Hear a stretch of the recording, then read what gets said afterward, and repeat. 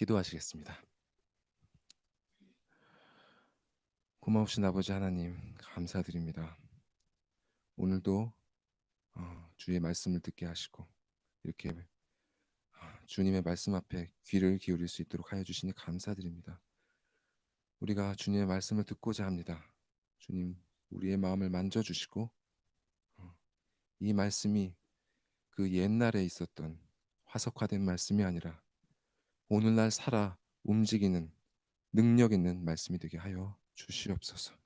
주님께 모든 것을 의탁드리오며 예수님의 이름으로 기도드리옵나이다. 아멘. 예. 제가 지난번에 말씀 전할 때 처음 온라인 예배를 시작했던 것으로 기억합니다. 예. 그때만 해도 이렇게 다시 온라인으로 여러분을 만나게 되리라고는 미처 생각하지 못했습니다. 팬데믹으로 인해서 이제 더 이상 이전과 같은 생활로 돌아갈 수 없다는 전망이 대두되면서 많은 분들이 정도는 다르다 할지라도 마음의 불안함과 답답함을 경험하셨을 겁니다. 저도 마찬가지입니다만 우리가 더 이상 이전에 누렸던 자유로움을 더 이상 누리지 못하는 것은 아닐까 하는 생각과 더불어 세계적으로 좀처럼 나아지지 않는 상황이 이런 불안함과 답답함의 원인일 것입니다. 이런 우리의 현실과 물론 차이가 있지만 오늘 본문은 이렇게 불안함과 두려움 그리고 막막함 가운데 살아가고 있는 한 여인이 등장하고 있습니다. 이 여인은 아마도 그 당시 이스라엘 지역에 살았던 여인들 중에서도 가장 불행한 처지에 놓인 여인 중 하나였을 겁니다. 하지만 오늘 본문의 사건을 겪은 후에 이 여인은 오히려 가장 큰 복을 누린 여인 중 하나가 되죠. 그녀를 누리고 있던 모든 불안함과 두려움과 막막함이 벗겨지고 참 자유를 누리게 됩니다. 그러면 어떻게 이 여인이 이런 복을 누리게 되었는지를 여러분과 오늘 함께 살펴보고자 하는데요. 시공 간의 거리가 멀긴 하지만 함께 이 여인의 상황 속으로 이 여인의 입장으로 들어가서 도대체 무엇이 이 여인의 삶을 어떻게 변화시켰는지 살펴보면 좋겠습니다. 먼저 이 여인의 배경을 한번 살펴보겠습니다. 이 여인은 이제 사마리아라는 지역에 살고 있는데요. 이것은 이제 예루살렘이 있는 유대 지방의 북쪽에 위치해 있고 또 갈릴리 호수가 있는 갈릴리 지방의 남쪽에 있는 그 사이에 있는 지역입니다. 그래서 이 지역에 살던 사람들을 사마리아인이라고 불렀는데 이 사마리아인들은 유대인들하고 아주 적대적인 관계였습니다. 이런 관계의 기원은 이 예수님 시대로부터 한 약 900년 정도 이전인 솔로몬 시대까지 거슬러 올라가는데요. 솔로몬 왕이 죽고 나서 이스라엘이 현재 우리나라가 한국과 북한으로 갈라진 것처럼 북이스라엘과 남유다로 갈라집니다. 근데 이 북이스라엘의 수도가 사마리아라는 도시였기 때문에 이제 사마리아 왕국으로 불렸는데요. 이제 이 사마리아 왕국이 아수르라는 나라에 멸망을 당하게 되고 이 아수르의 정책에 의해서 이 사마리아 사람들이 타 민족하고 뒤섞인 혼혈 민족이 되고 맙니다. 그 후에 물론 얼마 안 있어서 남유다도 멸망당했지만 그들은 나름 순수한 혈통을 유지했죠. 구약 성경에 보면 다른 민족과 혼인 관계를 맺는 것을 매우 중대한 죄로 취급하고 있습니다. 그래서 유대인들, 즉 남유다의 후손들은 사마리아인들을 아주 멸시했습니다. 그리고 예수님 시대로부터 한 150년 정도 전쯤에 유대인들이 아주 강력한 왕국을 형성해서 사마리아 지역을 점령해 버립니다.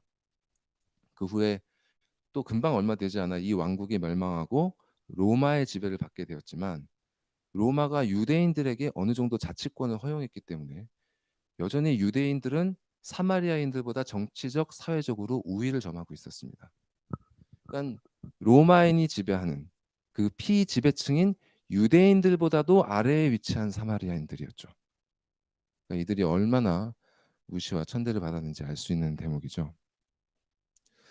근데 오늘 본문의 주인공은요. 이런 사마리아인일 뿐만 아니라 여성이었습니다.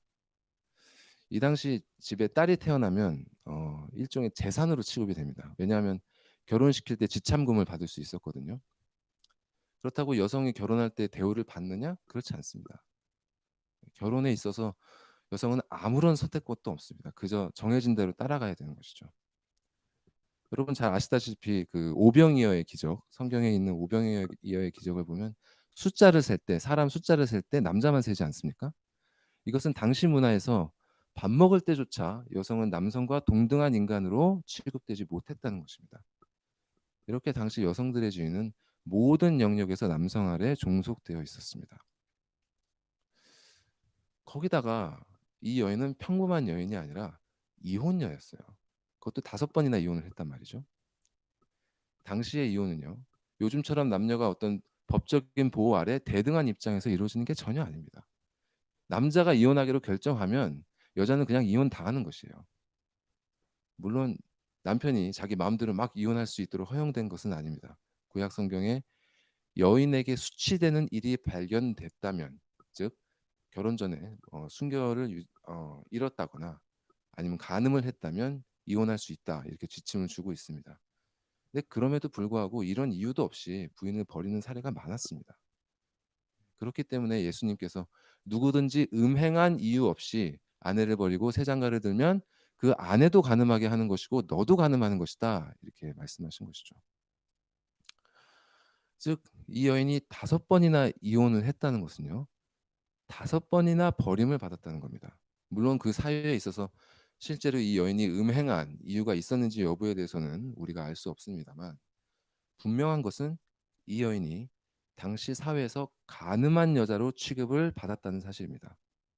레위기에 보면 제사장은 이혼당한 여자나 창녀짓을 하는 더러운 여인을 아내로 취하지 말라, 이렇게 명하고 있습니다. 그러니까 이혼당한 여인은 몸을 파는 사람들하고 동급으로 취급을 받는 겁니다. 그러니까 이 여인의 삶의 궤적에 대해 구체적인 언급은 성경에 없지만 이 사실들만 보아도 이 여인이 어떤 삶을 살아왔는지 짐작할 수 있습니다. 또 당시 여성이 혼자 산다는 것은 여러모로 너무나 어려운 일이었습니다. 그래서 성경이 구약과 신약을 막론하고 항상 과부와 고아들을 돌보아 주라, 이렇게 이야기하는 것이죠. 그래서 당시 여인들에게는 어려서는 아버지의 보호를 받고, 또 결혼해서 남자에게 그의 법적인 남편에게 법적인 보호를 받고, 아들을 낳아서 남편 사후에는 아들의 보호를 받아야 어느 정도 안정된 삶이 가능했습니다. 이런 배경에서 5번 버림을 받은 이 여인은 또 다른 6번째 남자와 살게 됩니다. 근데 예수님하고 대화에서 알 수 있듯이 이 남자를 남편이라고 하지 않습니다. 어떻게 된 걸까요?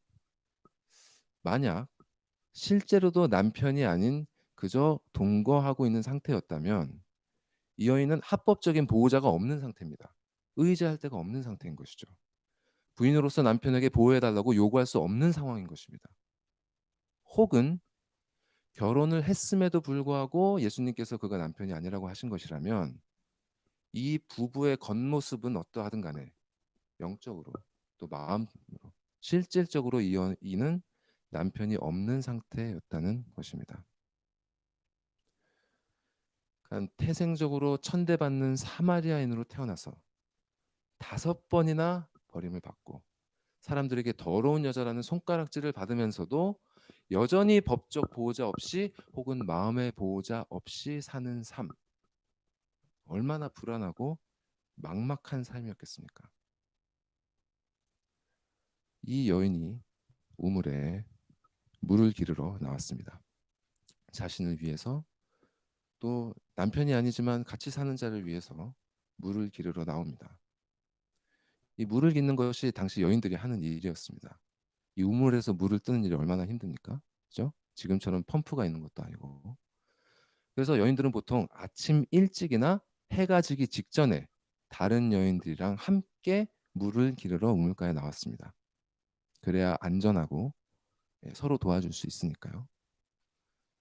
근데 지금 이 여인이 물을 기르러 나온 때는 6절에 6시쯤 되었다고 했습니다. 이것을 현대의 시간으로 바꾸면요, 6을 더하면 됩니다. 12시, 곧 대낮 한낮 정오쯤 됩니다. 근데 중동 지방에서는 해가 너무 뜨겁기 때문에 요즘도 이 시간에는 외부에 잘 나오지 않습니다.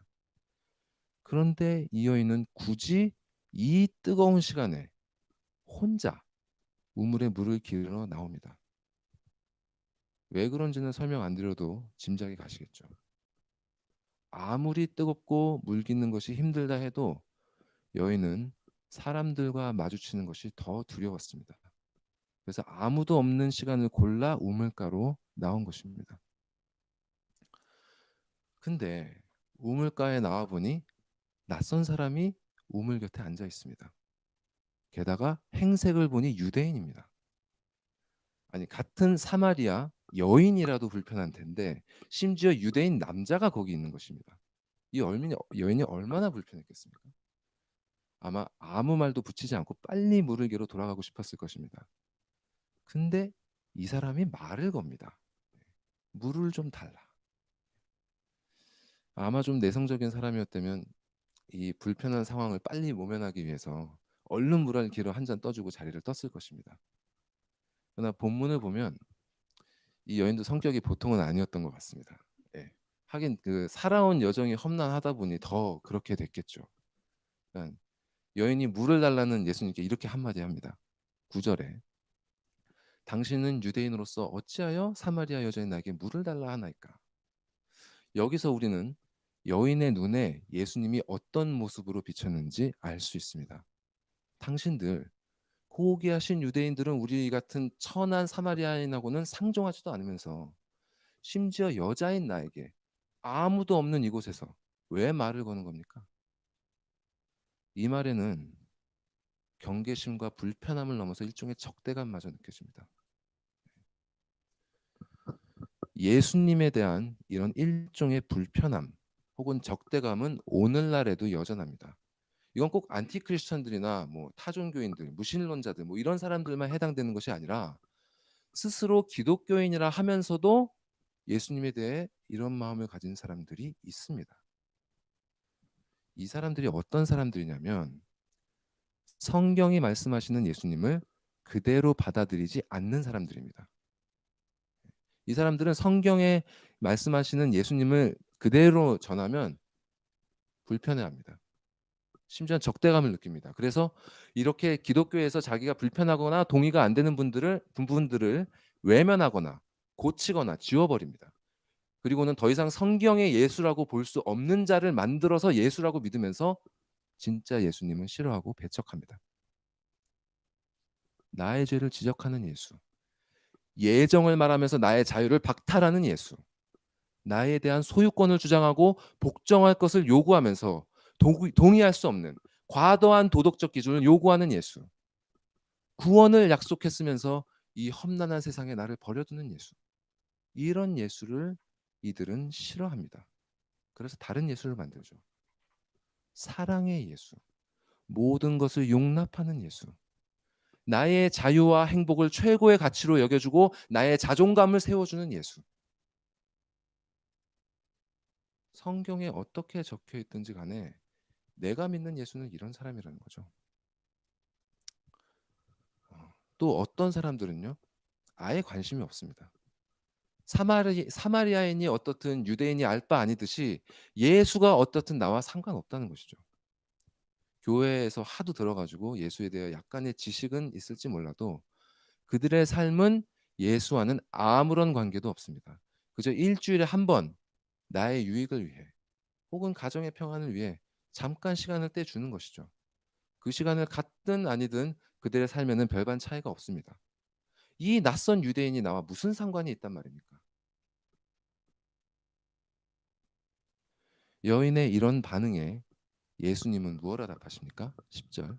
예수께서 대답하여 이르시되 네가 만일 하나님의 선물과 또 네게 물 좀 달라 하는 이가 누구인 줄 알았더라면 네가 그에게 구하였을 것이요 그가 생수를 네게 주었으리라. 이 여인의 입장에서 갑자기 이 유대인이 뜬금없는 이야기를 합니다. 아, 그러지 말고 물 한 잔만 떠주시오. 목이 너무 말라 그렇소. 뭐 이런 얘기를 할 줄 알았는데 갑자기 하나님의 선물을 이야기하면서 자기에게 구하면 도리어 자기가 생수를 주겠다고 하는 겁니다. 여인이 기가 차서 이렇게 말합니다. 11절. 주여, 물기를 그릇도 없고 이 우물은 깊은데 어디서 당신이 생수를 얻겠사옵나이까? 여기서 주여는 주님이라는 뜻이 아니라 그저 남자를 높여 불러주는 말입니다. 영어로 sir 뭐 이런 표현이죠. 그러나 여기서 그 뉘앙스는 전혀 존경의 의미를 담고 있지 않습니다. 아니 지쳐서 우물가에 털썩 앉아가지고 물뜰 바가지 하나도 없어서 나에게 물 떠달라고 했던 사람이 나한테 오히려 물을 준다고? 예. 이것이 의미하는 바는 무엇일까요? 당신은 물기를 그릇도 없고 당신은 능력이 없다. 당신이 약속하는 그것을 줄 만한 능력이 당신에게는 없다. 이 우물은 깊은데 이 문제는 당신의 능력으로 해결할 수 없잖아요. 나는 물뜰 것이라도 있지만 당신은 무엇이 있습니까? 여기서 우리는 예수님께서 인간에게 어떤 모습으로 비춰지는지를 엿볼 수 있습니다. 예수님은 우리 눈에 손에 물뜰 바가지 하나조차 없는 분으로 보입니다. 우리의 어두운 눈은 그분은 무능하고 무력한 존재로 봅니다. 이에 대해서 이사야 53장 2절은 이렇게 말씀합니다. 그는 예수님은 주 앞에 자라나기를 연한 순 같고 마른 땅에서 나온 뿌리 같아서 고운 모양도 없고 풍채도 없은즉 우리가 보기에 흠모할 만한 아름다운 것이 없도다. 예수님은 2000년 전에도 그러셨지만 지금도 우리에게 그렇게 다가오십니다. 여러분은 예수님을 어떻게 바라보고 계십니까? 능력의 주님으로 여기고 계십니까? 여러분이 예수님을 어떻게 바라보고 계신지를 점검하려면 예수님의 말씀인 성경, 이 성경이 여러분의 삶에 얼만큼의 비중을 차지하고 있는지를 보면 됩니다. 성경이 능력의 말씀임을 믿으십니까? 성경을 읽고 있습니까? 성경에서 매일매일 살아갈 힘과 지혜를 얻고 있습니까? 성경에서 위로와 소망을 얻고 있습니까? 예수를 진실로 의지하는 자는 시편 기자와 함께 성경에 대해 이렇게 고백할 수밖에 없습니다. 내가 주의 법을 어찌 그리 사랑하는지요. 내가 그것을 종일 작은 소리로 읊조리나이다. 주의 말씀의 맛이 내게 어찌 그리 단지요. 내 입에 꿀보다 더 다니이다. 주의 말씀은 내 발의 등이요 내 길의 빛이니이다. 여러분, 시편 기자들의 이런 고백에 공감이 가십니까? 이 고백을 하는 시편 기자들의 마음을 이해하십니까? 그들처럼 성경을 읽으면서 이런 경험을 하고 있습니까? 이것이 없다면 예수님은 여러분의 능력이 아니십니다. 예수님이 자신에게 어떤 분인지 다시 생각해 보셔야 합니다. 본문에서 알 수 있는 예수님과의 관계에 대해 점검해 볼 수 있는 또 다른 시험대가 있습니다. 자, 여러분은 지금 주위의 사람들, 특별히 여러분이 작다고 여기는 사람들, 여러분이 보기에 여러분들보다 못하다고 여겨지는 또 여러분의 삶에 별 비중이 없는 중요하지 않다고 여겨지는 사람들, 그런 사람들을 어떻게 대하고 계십니까? 살펴보십시오. 예수님은 이에 대해 이렇게 말씀하셨습니다. 마태복음에 또 누구든지 제자의 이름으로 이 작은 자 중 하나에게 냉수 한 그릇이라도 주는 자는 진실로 너에게 이르노니 그 사람이 결단코 상을 잃지 아니하리라. 또 다른 곳에서 이렇게 말씀하십니다. 내가 진실로 너희에게 이르노니 너희가 여기 내 형제 중에 지극히 작은 자 하나에게 한 것이 곧 내게 한 것이니라. 우리 주위의 작은 자들, 그들에게 하는 행동 하나하나가 그저 잊혀지는 것이 아니라 영원의 중요성을 갖는 행동들입니다. 영원히 계신 주님께서 그 행동 하나하나, 심지어 물 한 잔 떠주는 사소한 것이라 할지라도 영원히 기억하시고 영원을 판단할 가치를 부여하신다는 말입니다. 이것은 실로 엄청난 말씀입니다. 우리 삶이 허무하고 무의미하게 흘러 망각 속에 사라지는 것이 아니라 한순간 한순간이 주님 안에 영원한 가치를 갖는 삶이라는 것. 여러분은 이러한 삶을 어떻게 살고 계십니까? 특히 이러한 삶 가운데 만나는 사람들을 어떻게 대하고 계십니까? 이 불쌍한 사마리아 여인은 이 작은 자에게 물 한 잔 떠주지 않았습니다. 우리도 예수님께 그와 같이 하고 있지 않은지 생각해 봐야 됩니다. 예수님의 무능력을 지적한 여인은 이렇게 말을 이어갑니다. 12절에 우리 조상 야곱이 이 우물을 우리에게 주셨고 또 여기서 자기와 자기 아들들과 짐승이 다 마셨는데 당신이 야곱보다 더 크니까? 아마 여인의 마음은 이런 것이었을 겁니다. 아니, 물들 바가지 하나 없는 당신이 뭐 하나님의 선물이니 뭐 생수를 준다느니 하는데, 그래, 이 지역에서 이 우물물은 그야말로 우리를 살리는 생명의 물이며 하나님의 선물이다. 이것 때문에 우리 조상들이 살았고 또 우리가 살아간다. 그리고 이 하나님의 선물을 우리에게 주신 분은 당신이 아니라 우리 조상 야곱이다. 여인에게 이 우물물은 소중한 것이었습니다. 사람에게, 특히 이 시대 이 지역 사람들에게 물이 소중하다는 건 너무 당연한 사실이죠. 이 여인에게 물이 그러했듯이 우리에게도 너무나 당연하게 중요한 것들이 있습니다. 돈, 먹을 것, 입을 것, 또 집. 이제 팬데믹 시대가 됐으니까 뭐 마스크, 뭐 소독제 뭐 이런 것도 들어가려나요? 또 여기에 뭐 사람에 따라서 뭐 어떤 지식, 또 힘, 어떤 신념, 뭐 어떤 성취 이런 걸 더할 수도 있겠죠.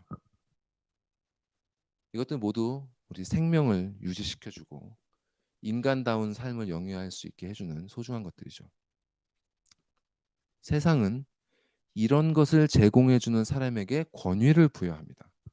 그것은 돈을 가진 고객이 될 수도 있고 월급 주는 사장이 될 수도 있고 뭐 어떤 산업이나 학문, 전통, 뭐 나라, 뭐 종교가 될 수도 있겠죠. 세상에서는 이런 것들에게 아주 강력한 권위를 부여하고 사람들은 이런 것들로부터 삶의 이유를 찾습니다. 문제는 예수를 믿는다는 사람들 중 적지 않은 사람들이 이와 똑같이 행한다는 사실입니다. 평소에는 예수를 의지한다고 고백하면서도 실제 문제에 부딪혔을 때 그들은 재빨리 자연스럽게 심지어 의식하지도 못하면서 예수님이 아닌 다른 것을 습관적으로 의지합니다. 많은 사람들이 이 사마리아 여인처럼 예수보다는 우물물을 주는 야곱의 권위를 더욱 크게 높이면서 살아갑니다.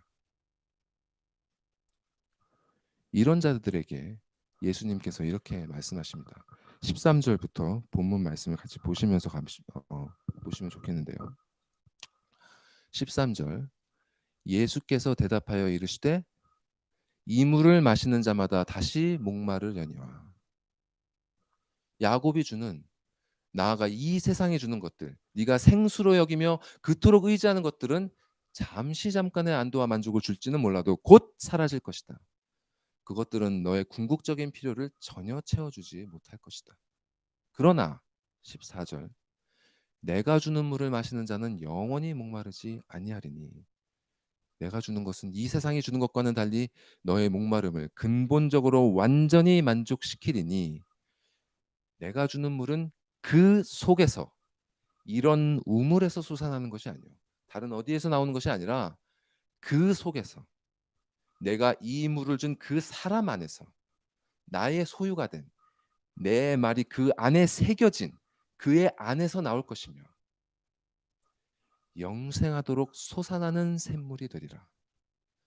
영원히 살도록 하는, 영원히 죽지 않도록 하는, 즉 하나님의 진노하심 아래 영원한 사망의 형벌을 받지 않도록 하는 것이요 오히려 의인이라 판결을 받아 영원한 생명을 얻도록 하는 것이다. 예수님은 우리에게 이런 것을 주신다고 약속하십니다. 여기서 영원히 목마르지 않는다는 것은 더 이상 어떤 영적인 갈망도 느끼지 못한다 이런 뜻은 아닙니다. 오히려 예수님을 경험하면, 예수님의 말씀이 주는 능력을 경험하면 사실 더 강한 목마름에 빠지게 됩니다. 시편 기자가 고백하듯이 하나님이여 사슴이 시냇물 찾기에 갈급함 같이 내 영혼이 주를 찾기에 갈급하나이다 고백하게 됩니다. 우리는 주님에 대해 더욱 갈급하게 됩니다. 하지만 반대로 주님에 대해 갈급하게 될수록 이전에 자신이 갈급하다 느꼈던 것들에 대해서는 점점 갈증이 줄어듭니다. 그것들이 여전히 필요하지만 그것들이 내 영혼의 갈급함을 채워주지 못한다는 것을 그저 머리의 지식으로서가 아니라 내 몸의 삶으로 깨달았기 때문에 더 이상 거기에 묶이지 않게 됩니다. 자유하게 되는 것이죠. 예수님이 약속하신 것이 이게 다가 아닙니다. 영원히 목마르지 않는다는 것은 그리스도께서 주시는 이 선물이 어느 순간 그 효력을 다하여 사라지거나 중간에 취소되는 것이 아니라 영원히 우리에게 보장된다는 것입니다. 이것이 믿어지십니까? 이것에 무엇라고 이 약속에 무엇라고 대답하시겠습니까? 15절의 여인은 이렇게 대답합니다. 주여 그런 물을 내게 주사 목마르지도 않고 또 여기 물 기르러 오지도 않게 하옵소서. 여기 물 기르러 오지 않는 것. 사실 인간이라면 누구나 바라는 바 아닙니까? 나의 필요들이 해결되어 이 고된 일을 멈추는 것. 어떤 학자들은 여기서 여인이 주님을 향해 구원의 요청을 했다고 해석하시는 분들도 있는데 제가 보기에는 그런 것 같지는 않습니다. 여인은 뒤에 19절에 이르러서야 비로소 내가 보니 선지자로소이다 하면서 예수님의 능력을 인정하거든요. 여기서 여인은 더 이상 목마르지도 않고 물 기르러 오지도 않게 해달라는 말로 자신의 갈망을 드러내면서도 예수님의 말을 믿지 못합니다. 그녀의 눈에는 예수님은 달갑지 않은 유대인이요 지친 행색의 이방인이요 손에 아무것도 가진 것이 없는 무능력한 자일 뿐입니다. 그런 그녀에게 예수님의 약속은 그저 허황된 것일 뿐이죠. 여러분은 예수님의 약속을 어떻게 생각하십니까? 정말 예수님은 당신이 약속하신 것을 주실 수 있는 능력의 구주라고 믿으십니까? 근데 여기서 이야기의 반전이 일어납니다. 이 낯선 유대인 남자의 입에서 이 여인은 생각지도 못했던 말이 나오기 때문이죠. 16절부터 같이 보시죠. 가서 네 남편을 불러오라. 아마 순식간에 여인의 머릿속에는 수많은 생각들이 스쳐갔을 것입니다. 갑자기 왜 남편을 찾는 거지? 집에 있는 사람은 사실 남편이 아닌데. 당황한 기색을 애써 숨기면서 여인이 대답합니다. 나는 남편이 없나이다. 예수님이 대답하시죠. 네가 남편이 없다는 말이 옳도다. 너에게 남편 다섯이 있었고 지금 있는 자도 네 남편이 아니니 네 말이 참되도다. 예수님의 이 말씀 때문에 우리는 2000년 전에 살았던 어느 사마리아 시골 여인의 과거에 대해 알게 된 것입니다. 예수님은 지쳐서 우물가에 걸터 앉아 목을 축일 물을 구하는 연약한 인성을 가지신 동시에 한 번도 만나지 못한 여인의 마음과 그녀의 인생을 꿰뚫어 보시는 신성을 가진 하나님이십니다. 여기서 예수님이 남편을 데려오라 하신 이유는 무엇일까요? 자, 16절부터 봅시다. 네 남편을 데려오라. 네가 유식한 척, 경건한 척 야곱을 들먹였지만 네가 실제로 의지하고 있는 너의 보호자, 너의 권위자, 너의 주인을 데려와라. 그러시면서 17절. 네가 남편이 없다 하는 말이 옳다. 맞다. 실제로 너를 보호해 주는 자, 너를 소중히 여기는 자는 없다. 너에게 남편 다섯이 있었고 네가 남편으로 여겼던 너의 주인들은 너의 보호자들은 너를 5번이나 버렸다. 그리고 지금 네가 의지하고 있는 자도 진실로 네 영혼의 보호자가 아니다. 실제로 이 여인이 간음을 저질러서 이혼을 당했든 그것이 아니라 억울하게 배신을 당했든 간에 지금 예수님께서는 이 여인의 영적인 간음의 죄를 드러내시고 지금 이 여인이 빠져 있는 비참한 상태를 지적하고 계시는 것입니다. 그리고 이 지적은 비단 이 여인뿐만이 아니라 이 말씀을 듣고 있는 우리 모두를 향한 것입니다. 주님은 여러분의 생각과 마음을 알고 계십니다. 주님은 여러분의 인생을 알고 계십니다. 여러분이 어디에 의지했고 무엇으로부터 배신을 당했고 지금은 무엇을 의지하고 있는지 주님은 알고 계십니다. 빛이신 주님 앞에 숨겨질 수 있는 어둠은 아무것도 없습니다. 여기서 도망가지 마시기 바랍니다. 이러한 예수님의 신성을 맞닥뜨린 여인이 놀라움을 숨기지 못하며 말합니다. 19절.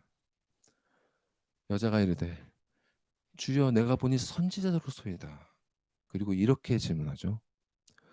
우리 조상들은 이 산에서 예배하였는데 당신들의 말은 예배할 곳이 예루살렘에 있다 하더이다.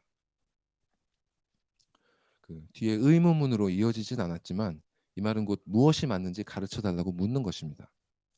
여기서 여인이 말한 이 산은 사마리아에 있는 그리심산을 말합니다. 그 사마리아인들이 이 산에 성전을 지었는데 이것이 유대인들에 의해서 예수님이 이곳에 오시기 한 150년 전쯤에 파괴되었습니다. 그 후에 사마리아인들은 이것을 재건하지는 못하고 그 무너진 폐허 위에서 계속 제사를 드렸다고 합니다. 왜냐하면 이들은 그들 자신이 바로 올바른 여호와 신앙을 유지하고 있다고 생각했기 때문입니다. 여인은 자기들은 그렇게 생각하고 이렇게 예배하고 있는데 유대인들은 예루살렘에서 예배를 드리니 무엇이 맞는지 예수님께 알려달라고 묻고 있습니다. 이 시점에서 예수님은 이제 여인에게 상당히 능력이 있는 선지자로 여겨집니다. 자신의 내밀한 과거를 파악할 정도로 통찰력이 있는 분이죠. 하지만 여인은 그런 자신의 죄와 아픔, 부끄러움이 화제가 되는 것을 피하고 싶었던 것 같습니다. 그것에 대해 대화하려 하지 않습니다. 남편이 없는 상태, 남편이 아닌 자와 사는 상태를 어떻게 해결해야 할지 묻지 않습니다. 그것보다는 사마리아인과 유대인 간의 해묵은 논쟁을 꺼냅니다. 또 이런 면도 있죠. 예수님이 능력 있는 선지자인 줄 파악한 시점에서 이 이야기를 꺼냈다는 것은 화제를 전환하기 위한 목적도 있었겠지만 이 문제가 그녀에게 상당히 중요한 이슈였음을 의미합니다. 힘들고 고된 삶을 살아온 이 여인은 아마도 사마리아 종교에 대한 신앙심으로 그 시절을 버텨왔을지도 모르겠습니다. 그렇다면 하나님에게 복과 위안을 얻기 위해서 바르게 예배하는 것에 힘썼을 것이고 그런 그녀에게 사마리아와 유대 간의 참된 예배 장소에 대한 논쟁은 결코 간과할 수 없는 중대한 문제였을 것입니다. 이처럼 이 여인은 상당히 종교적인 면모도 가지고 있었던 것 같습니다. 하지만 여기서 중요한 것은 그녀가 얼마나 종교적이고 경건하게 예배를 드렸는지가 아닙니다. 문제는 그녀가 예수님이 말씀하신 것처럼 그분이 약속하신 생명수를 달라고 구하거나 예수님께서 드러내신 자신의 비참한 상태로부터 구원해 주실 것을 구하지 않고 자기에게 중요한 문제, 자신에게 중요한 이슈에 대해 물었다는 점입니다. 이는 곧 예수님을 자기의 고민, 자기의 문제를 해결해 주는 사람으로 보았다는 것입니다. 예수님이 진정 누구이신지 깨닫지 못하고 자신이 경험한 그분의 능력을 이용해서 그분의 이슈가 아닌 자신의 이슈, 그분께서 지적하신 문제가 아닌 자신의 문제를 해결하려고 하고 있습니다. 스스로 기독교인이라 하는 많은 사람들이 하나님을 섬긴다 하면서도 실상은 이런 태도를 지니고 있습니다.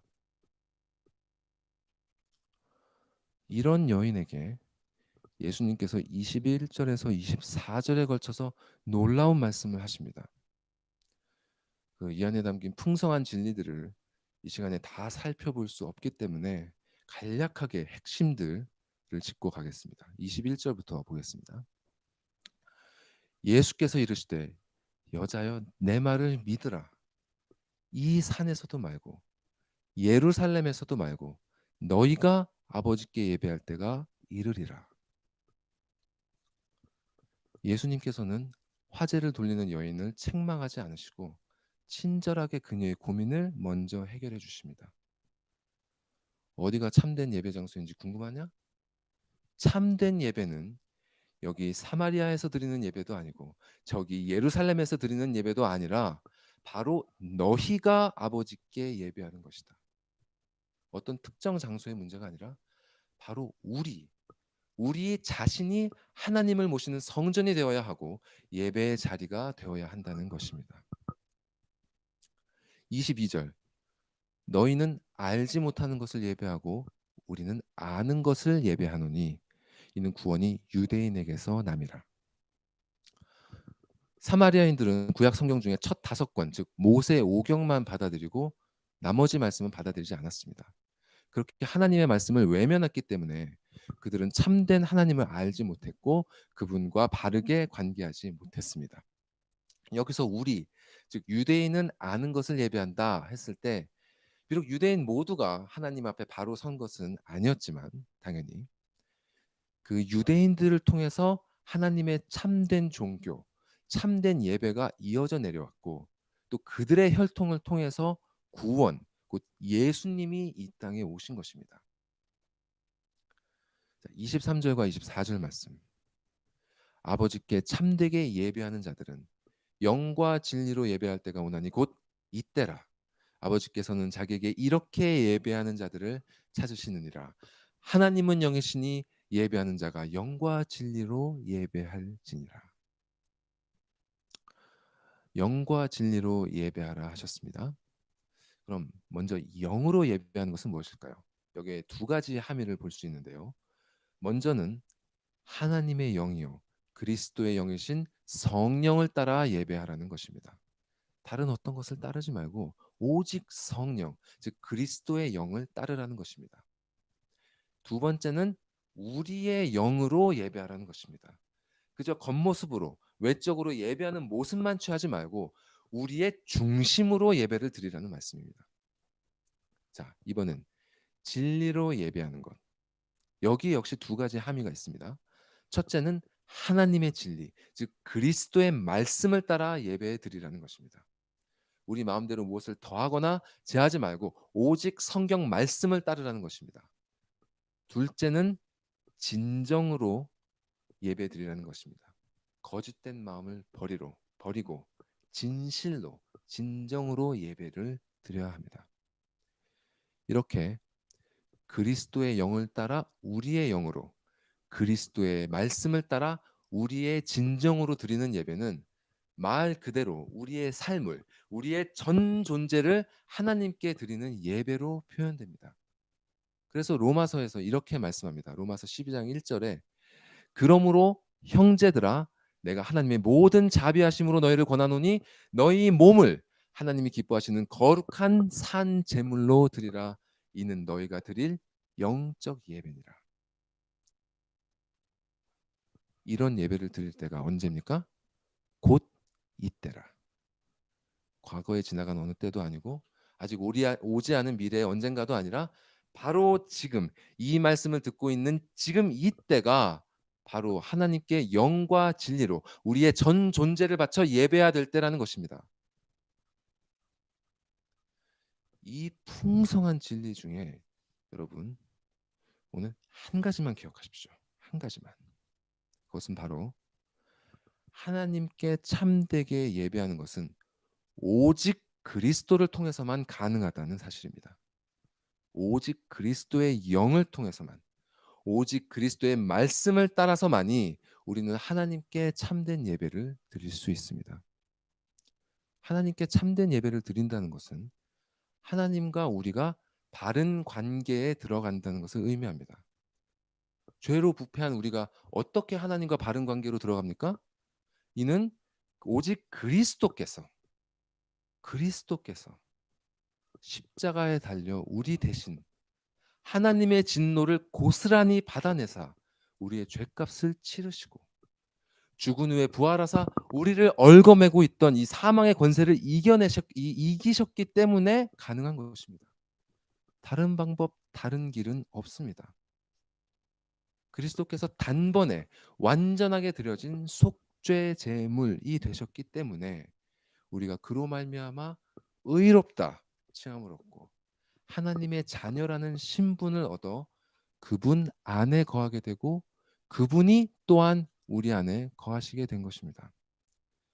그래서 아까 말씀하신 것처럼 우리 안에 하나님의 생수가 흘러넘치게 되고 우리 안에 하나님이 거하사 우리 자신이 하나님께 예배드릴 성전이 되는 것입니다. 예수님의 이 엄청난 말씀을 듣고 여인은 압도되었던 것 같습니다. 헤아리기조차 어려운 그 말씀의 깊이와 권위 앞에서 여인은 다시 오신다고 하는 메시아를 떠올렸습니다. 25절에 여자가 이르되 메시아 곧 그리스도라 하는 이가 오실 줄을 내가 아노니 그가 오시면 모든 것을 우리에게 알려주시리이다. 당신이 하는 말을 내가 미처 이해하지 못하겠습니다. 만일 당신이 말한 이 엄청난 말들이 사실이라면 메시아께서 이를 알려주시리라 믿습니다. 예수님께서 여인의 마음을 하시고 그녀에게 확증을 주십니다. 예수께서 이르시되 내게 말하는 내가 그라 하시니라. 내가 바로 네가 기다리던 메시아 곧 그리스도니라. 예수님께서는 이 말씀을 하시기 위해 사마리아 여인 앞에 나타나셨습니다. 예수님께서 이 수가란 동네에 오신 것이 우연이 아닙니다. 그분은 예루살렘에서 갈릴리로 가려 하셨는데 원래 예루살렘에서 갈릴리로 가는 길이 두 가지 루트가 있습니다. 근데 이 사마리아를 통과하는 길은 유대인들이 이용하는 루트가 아니었습니다. 경건한 유대인들은 부정해진다 해서 항상 다른 길로 다녔습니다. 그러나 여러분 4절을 보시면 아시겠지만 예수님은 굳이 사마리아를 통과하는 길을 택하셨습니다. 또 예수님은 여인이 우물가에 오기 전에 제자들을 동네로 들여보내셨습니다. 낯선 유대인 남자들이 모여있는 곳에 이 여인이 접근하지 못할 것을 아셨기에 그렇게 하신 것입니다.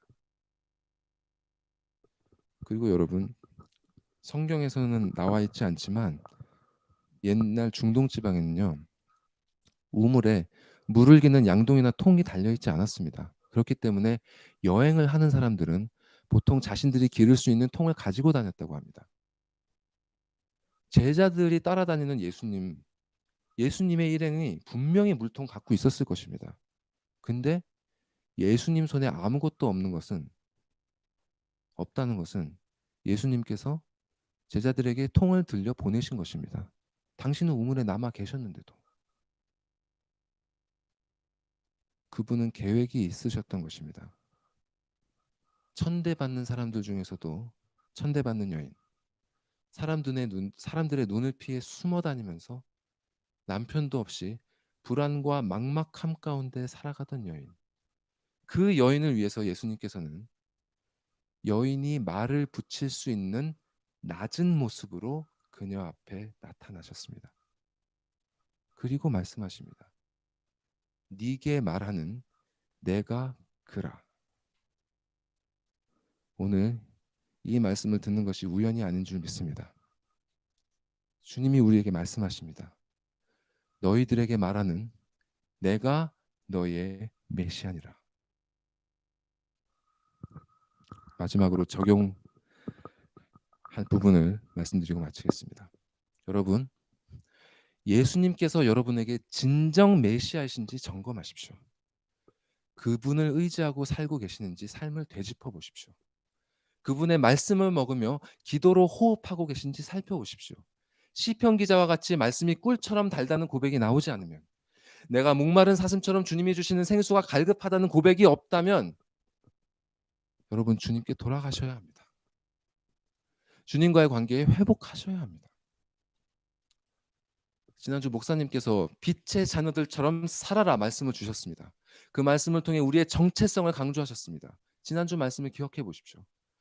우리는 원래 어둠이었습니다.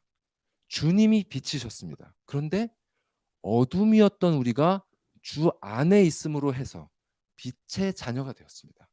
그래서 우리도 빛이 되었습니다. 즉 우리가 빛이 되는 것은 우리가 주 안에 있는 것, 즉 주와 우리의 관계에 달려 있는 것입니다. 주님과 우리의 관계가 우리의 정체성을 결정하는 것입니다. 그리스도가 여러분의 메시아이십니까? 그리스도가 여러분의 남편이십니까? 그리스도가 여러분의 영원히 목마르지 않을 생수를 주시는 우물이 되십니까? 아니면 여러분에게 그저 이름만 주님이요 남편일 뿐 나를 보호해 주지도 못하고 아무것도 공급해 주지 않는 무능한 자에 불과합니까? 주님과의 바른 관계를 가지십시오. 그러면 여러분은 영원히 목마르지 않을 생명수를 누릴 것입니다. 여러분을 누르고 있던 불안함과 답답함은 흔적도 없이 사라지고 오직 진리만이 가져다 줄 수 있는 참 자유와 평안이 있을 것입니다. 그렇게 여러분이 그리스도인의 정체성을 가지고 그리스도인의 축복을 누릴 때 비로소 그리스도의 빛을 비추는 빛의 자녀로 살아가게 될 것입니다. 오늘 우리가 만난 사마리아 여인은 성경에 사마리아 지방에 예수의 복음을 전파한 첫 번째 전도자로 영원히 기록되었습니다. 이 여인에게 임한 복이 우리 모두에게 임하길 소망합니다. 같이 기도하시겠습니다.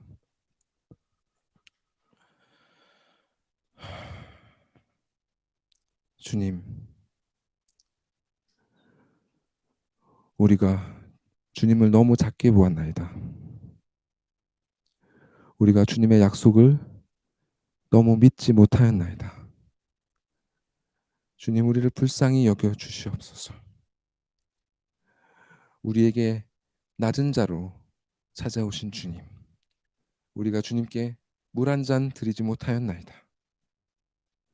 우리의 삶의 작은 부분도 주님께 드리지 못하였나이다.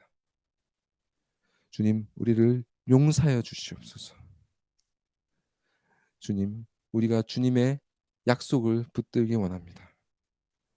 주님의 생수를 갈망합니다. 주님, 우리에게 생명수를 부어 주시고 우리를 의 죄를 깨끗게 하여 주시고 우리 안에 거하사 우리로 하여금 주님을 참되게 예배할 수 있는 주님의 자녀가 되게 하여 주시옵소서. 다른 어떤 것이 아니라 오직 그것만이 우리의 소망이 되게 하여 주시옵소서. 우리 구주 예수님의 이름으로 기도드리옵나이다. 아멘.